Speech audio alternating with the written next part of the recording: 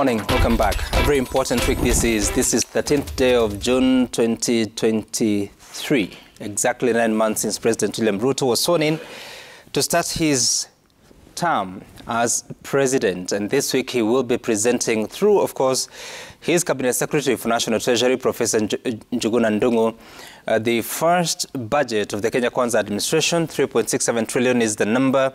And he'll be detailing how the expenditure plan is, but also how to collect that revenue, which is contained in the Finance Bill of 2023. We understand that the Committee of Finance and Planning of the National Assembly has concluded the report that should be tabled before the House today. That is the committee report that now paves way for the second reading of the of that bill, and essentially should be seeing debate within the House, and thereafter there should be consideration of amendments at a time that the opposition has come out and said there is no amendment to move. What they want is that bill withdrawn altogether. But there has been some concessions that we understand have been made, and they are contained in today's dailies on the front page of the Standard and on the front page of the Daily Nation, and of course the inner pages. This morning I have Jennifer Musimi, who is the president of the Institute of Quantity Surveyors of Kenya. Good morning. Good morning. It's good to see you. Have you been here before? This is my first time. Oh, your first time. So you made an appearance on Daybreak on Citizen TV. Great. Thank you for being here. Nation Okoa is a construction project manager, but also the former chair of the Association of Construction Managers of Kenya. All right. Up until which year? Last year. Last year? Yes. Have you been here before? Yes. Okay. Okay. So you're not your first time. Florence Nyole is the president of the Architectural Association of Kenya. Good morning. Good morning. First time or you've been here? It's my first time. Oh, great. All right. So we have two new people that have never in the history of Kenya been considered. And they're here to talk about the cost of building. And this is informed by the conversation that have been going on in the country, especially with the housing levy. If you look at the front page of, is it the Daily Nation? Yes. Why Ruto climbed down on new taxes. You see that some of the concessions amend the bill to reduce the proposed 3% housing levy to 1.5%. Number two, to reduce digital levy on content creators to 5% from 15%, to double VAT on petroleum products from 8% to 16%, and increase rental income tax from proposed 7.5% back to 10%, which is the current rate applying. On the front page of the Standard, you see more details about that. Including what has happened to betting, insurance, income tax, export levy, and mobile transfers. Some of those are excess taxes, others are VAT, and of course there are different rates that have been proposed, and there has been some changes proposed by the Committee of Finance and Planning of the National Assembly, but that's not why we're here. We're here to talk about the cost of building because we have looked at some of the rates by the Institute of Quantity Surveyors of Kenya, and we'll be highlighting some of them later. But let me begin with you, Jennifer. If you had to reflect on the conversation going on, housing levy, should it be 3%? Should it be 1.5%? Should it be mandatory? Should it be voluntary? What is your take on this? And what really is the big issue when it comes to housing that you think the government can intervene on? The reduction from 3% to 1.5% is a very welcome move. Kenyans are heavily burdened, so we love that. Should it be mandatory? Should it be voluntary? The big driver of affordable housing is financing. And the banks are not able or are not willing currently. Therefore, that financing must be got from somewhere. I want to believe the intention of this housing levy is to create that fund that will not only finance the purchases, but also finance construction of these affordable houses. Yeah, so it must go on. All right, and we'll get back to the costing. But Nation, when you reflect on how much clients use to construct houses, and the struggle they have to go through because it can take you a couple of years to put up a structure, do you think it's a good idea that the government was, or rather is introducing this housing levy? Personally, I have been opposed to the housing levy.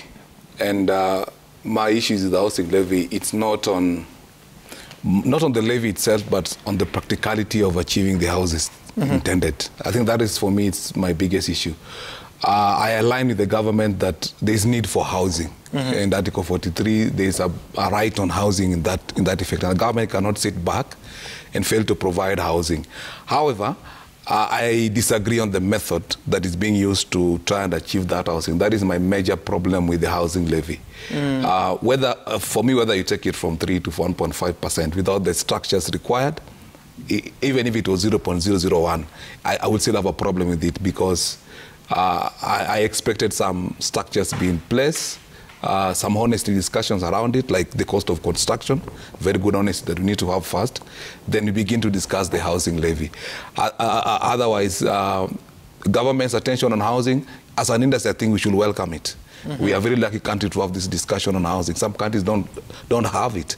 So it's a good discussion, and we agree that there is some issue on housing. However, I disagree on the methodology, including the housing levy. So whether it is 3%, 1.5, 0.1, personally, my issues that I have not been addressed.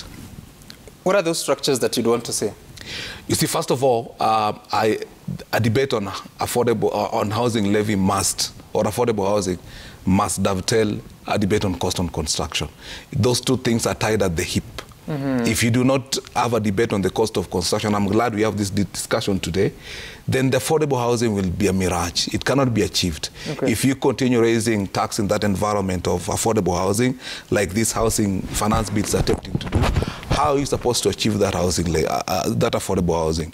Number two is the practicality on achieving the houses. Right. Even if you got 8 billion, 9 billion a month, how many houses are they going to achieve in 7 years?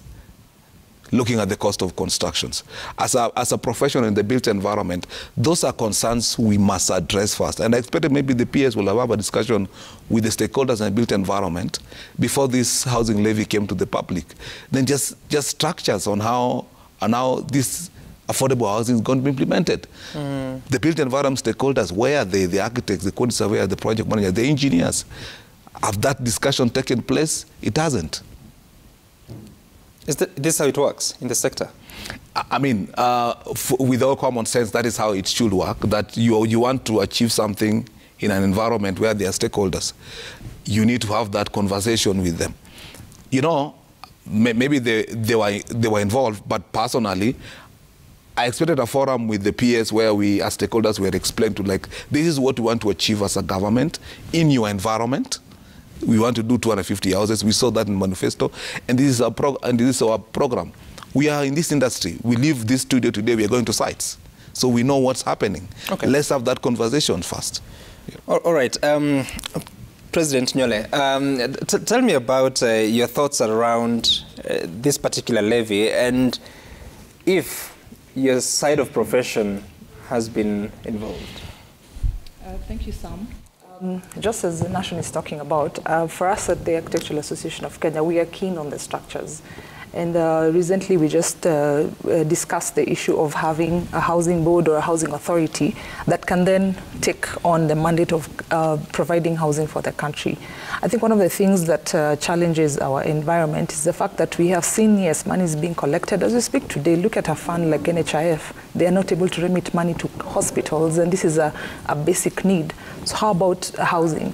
So we are saying that we need some structures, a way in which the levy will be managed, the way in which a levy will be organized, and so on and so forth.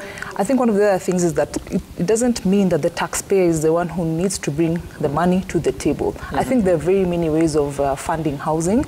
And most importantly, the government should not look at the housing as a unit. It's a very broad thing. It's got very many other things around it. You have infrastructure which needs to be put in place, roads, schools, and social amenities, and so on and so forth. They need to look at it in totality at the end of the day. And I think also housing, to some extent, is also a devolved function. Where do the counties come in? How do we make sure that the counties are also involved in this conversation? Because they'll also be building houses for their own citizens within the county level. So there's a big challenge in terms of the structure that is there. there. It's actually non-existent as we speak, and we've not seen success in some of the housing proposals that the government has had.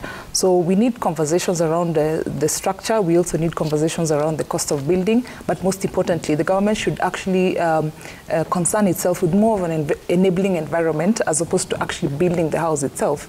Because if you have an enabling environment, you create roads, structures, you have very good infrastructure around areas where they can build, you'll find that the private developers will slowly be attracted to those areas, and they will continue to build and provide this housing that we're trying to put across for the nation. Interesting. So let's talk about Nation, how much it costs and what it takes to really determine that when you have someone, whether they're in the villages or they're in the urban areas, that they want to put up a structure. What factors do you have to consider? I think the components that decides the cost of constructions, they're far and wide, right? You're looking at the construction, there's the construction cost and there's development cost. But you look at the construction cost, and then the development cost, because those two items are different. But the cost of construction is merely the cost of the building itself. So you're looking at doing the foundations. So everything that requires to get the foundations done, basically the structure with the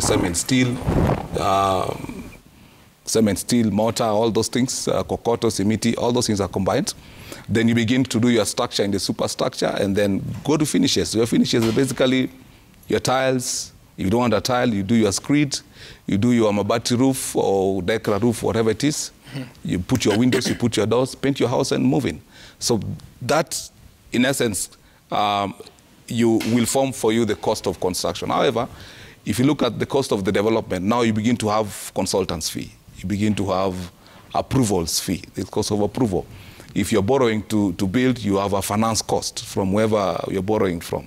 You will have approval of, say, maybe the county, the change of use, the NEMAs and all those things. There's a whole fee around there.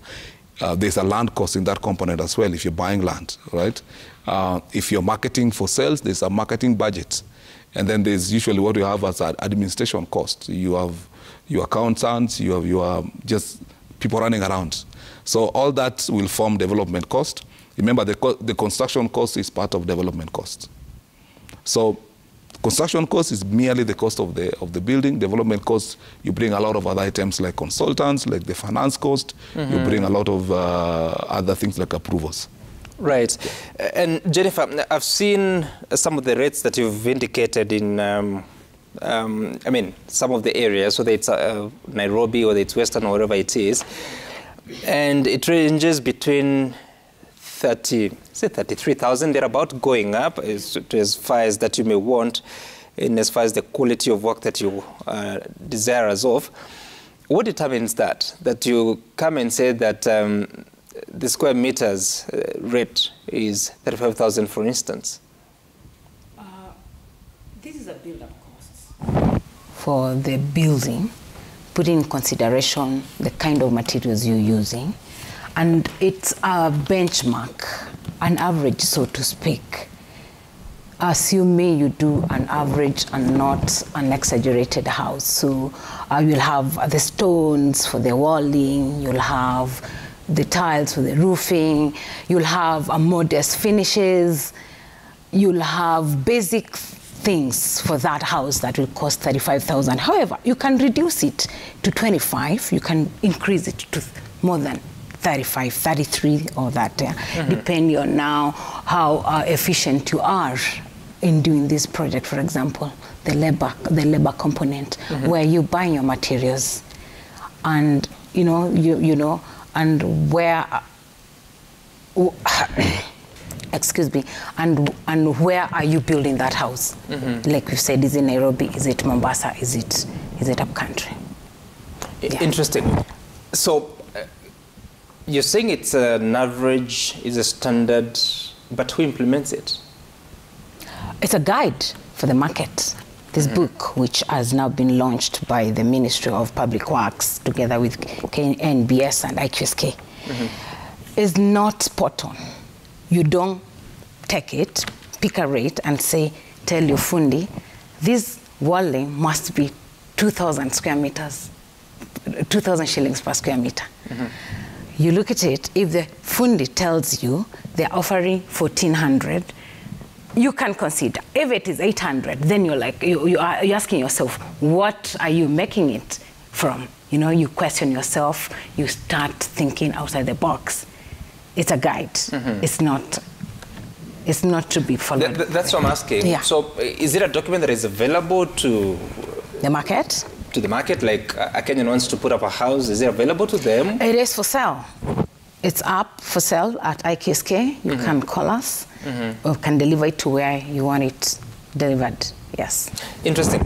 Jennifer, would you know how many, in terms of the structured buildings that are put up every other year, would you know how many make use of professionals in developing? Because when you go to the rural areas, you get a fundi and ask them, I'm looking for a 2-bedroom house. What can we do? And they start doing something for you. How much of professions are we using? Thank you, Sam, for that question. There's a study that was done a while back by the National Construction Authority, and it shows that only about 25% of the houses, or at least the construction that is being undertaken across the country, makes use of professionals. So if, let's say, this year we're building 100 houses, only 25 of them are using professionals.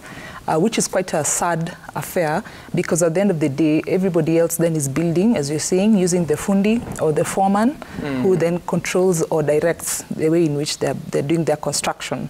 And one of the things that we've been trying to do over the years, I think since 2017, is to try and educate the public as regards to the use of professionals in the construction sector.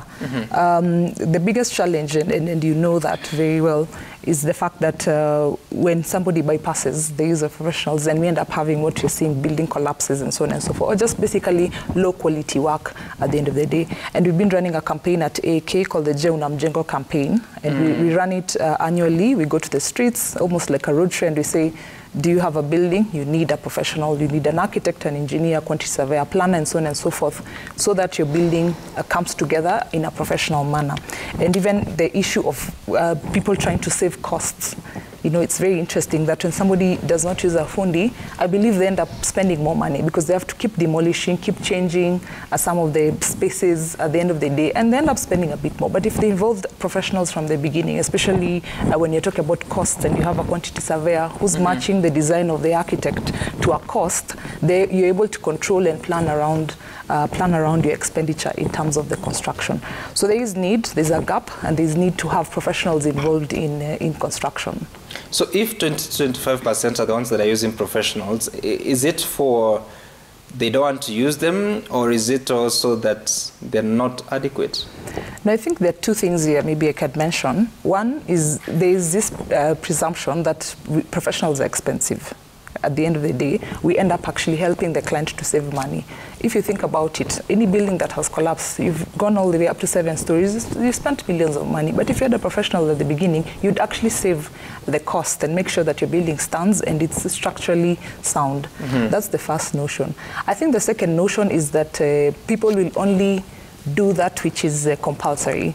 You'll find that maybe 25% of these people who are constructing is because they've been forced by circumstances. Either they're borrowing money from the bank, therefore they must show that they have a professional team on board, or they're generally aware that the construction that they want to put up will actually benefit from the use of professionals. So there is need for what you call public awareness on the use of professionals in the construction industry at the end of the day. And I think at the end of it all, if we're going to create a quality building stock at the end of the day, we really need to have professionals on board and be there. I think these professional associations, can lead somebody to actually ensure that they have qualified professionals on board at the end of the day. I think the third thing is, I said two, but now I'm going to add a third one, is the fact that we actually have people who masquerade as professionals.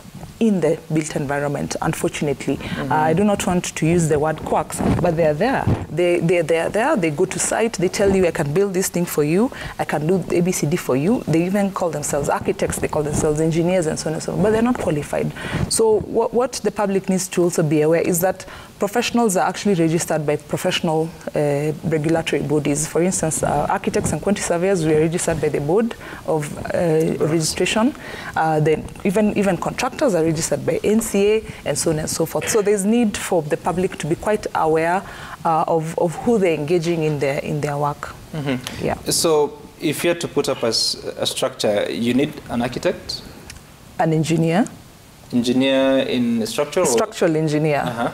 You need the quantity surveyor for the costs at the end of the day. If you're going to have, let's say, from the beginning, if you're going to have to change maybe the use of your land, maybe you bought it and it's agricultural and you need it to be changed to residential, then you need a planner as well to be able to do that, an urban planner at the end of the day. We also have emerging professions, like I would say Nation belongs to emerging professions, such as the construction project managers who help to manage the entire construction, and manages both the consultants as well as the client and also the contractor at the end of the day. We have landscape architects who help a lot, especially when it comes to the landscape around the construction site that you have. We have environmental design consultants as well. They help with the sustainability aspect. So those are emerging? Those are emerging. But minimum, you must have an architect, an engineer, a QS, and in the case of planning parameters, then you need a planner. And so if I get Jennifer as my QS, she has to be there all through, or she advises and works? She has to be there all through. That's our job. It's our role. You're there in the design phase, but even more importantly, you need to be there during construction. Okay. Yes. And I want to add this, that many clients actually end up dropping their consultants at the point of construction, which is where the rubber meets the road. That you have your architect, and once you get your approvals, you go to site without them. You go to site without your engineer, then what were they there for? Yet they're supposed to see through that this implementation of the projects that they have designed for you and approved for you are actually being done correctly. So supervision is a key thing, and I think professionals should be carried out during design phase, but more importantly, during construction. Why do they drop them? Cost. They assume it's costly. Yeah. Some, if I may jump in. Yeah. First of all, I agree with Florence. But we have a problem in our villages. You know this CAP 525 that requires or engineers up of 2011, it covers the four borders of Kenya. Like my mother in the village, when constructing a house, needs an architect. I always say my grandmother in the village needs an engineer. But also we have a problem. I mean, we have centralized this thing so much in Nairobi. It is a challenge. Last year, a friend of mine was telling me about some 4 counties in the Nyanza region that had only one registered engineer somewhere. So there's a problem in accessing these consultants. And it's a discussion also we need to have on how do we devolve professionals. Yeah, we are too centralized in Nairobi, and you're not improving the landscape of the entire country. So that is a problem we have. If you want to access an architect, probably you have to go to where I come from. If you're lucky, you have to go to Kisumu. All those areas, there's no architect. Most of us are here, and that is also a challenge that people are facing, and we need to have that discussion. We devolved a lot of things. We didn't devolve professionals. Everyone is in Nairobi. Number two. So why aren't they moving? Look, opportunities. Opportunities. Because there is not much vibrancy in the village, Yeah, and someone must survive. If you're going to set up an office in a town, I mean, I don't want to set an office for one project. I want to set an office for several projects. So that's a problem. Number two, I wanted to raise is the assumption that professionals are expensive. And for me, I always say, I don't think we should say we are cheap. We need to be expensive. I mean, you don't get to be trained 4 years and then someone wants to. I think that for them to get that service, we must understand value of construction professionals. We are appreciating lawyers, we are appreciating doctors, we are appreciating various professionals, paying a lot of money. But when you come to this person of paying millions of shillings that want to build a house, he somehow thinks that you should be cheap. We should not be cheap. I mean, putting up a 10 million, 5 million house, it's a saving for a family. You need to get someone that is qualified, and you need to pay for it. We must encourage our people to pay for these services. Just like when you're in a serious case, you require one of the top lawyers. You're going to pay top dollars. So accessing serious professionals and qualified that are going to help you manage your project and see it through will not come easy. It will not come cheap. We must tell our Kenyans like that, because we are getting used to this thing and that's how we are drawing people from having unqualified people, because we think the cheap one is the option. You must get proper consultants, and they will not come But cheap. not to scare.